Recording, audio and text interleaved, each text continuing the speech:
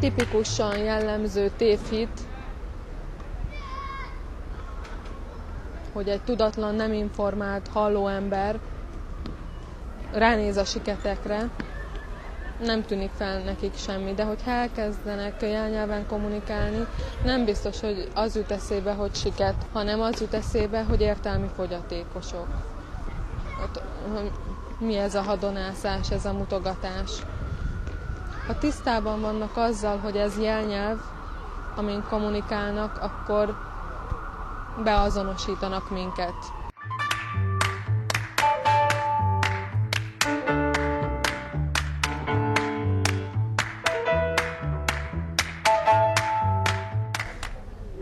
Én, mint Siket, és a Sinoszban dolgozó, az érdekvédelmet tartom nagyon fontosnak, hogy egymást segítsük, és a külvilág felé mutassuk meg magunkat, saját kultúránkat, jelnyelvünket, ezt mutassuk meg.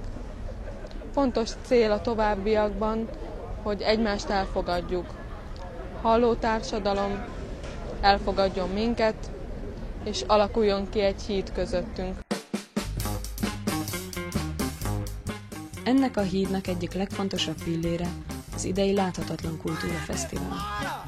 A kétnapos rendezvényre szeptember 19-én és 20-án került sor a Sinosz rendezésében. Ebben az évben a Láthatatlan Kultúra Fesztiválnak több célja is van. Felhívni a figyelmet magunkra, mert mi láthatatlan fogyatékosok vagyunk, láthatatlan a kultúránk, és szeretnénk bemutatni magunkat a világ felé. Nagyon fontos még a tegnapi és a mai nap központi témája is volt a jelnyelv. Tegnap volt egy konferencia erről, a jelnyelv elismertetéséről, a jelnyelv helyzetéről, más-más országokban van jelnyelvi törvény, van-e jelnyelvi törvény, hogyha van, hogyan értékel, és mi a Sinosz képviseletében szeretnénk elérni, hogy 1-2 éven belül legyen jelnyelvi törvényünk.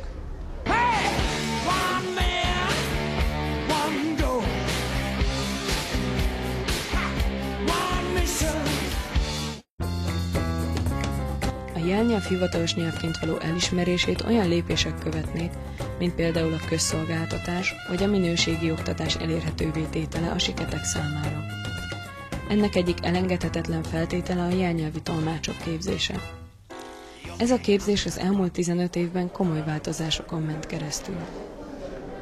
15 évvel ezelőtt volt egy rendszer, az alapfokú tanfolyam 40 órás volt, a középfokú tanfolyam pedig 50 órás. Most ezen sikerült változtatni, és az alapfokú tanfolyam több mint 110 órás, a középfokú tanfolyam pedig 120 órás. Így sokkal jobb, mert a hallgatóknak nincsen idejük otthon gyakorolni, és nincs módjuk. Amikor eljönnek a tanfolyamra,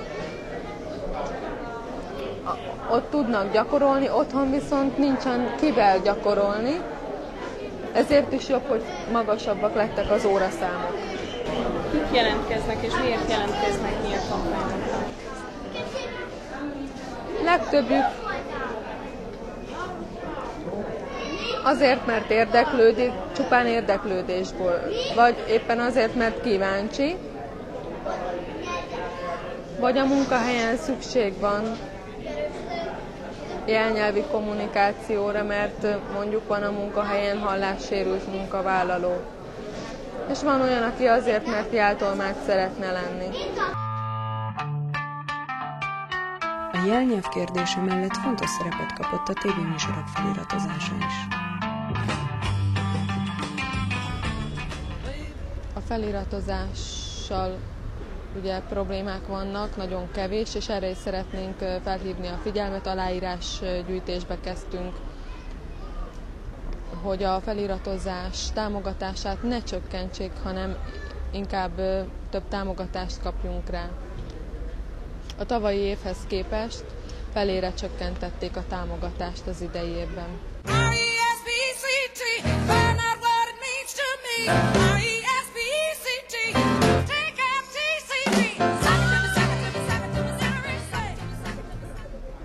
minél több feliratozás. A siketek számára ez az akadálymentesítés. Én szeretnék a jövőben filmesként dolgozni és lobbizni a siketekért, az identitásukért.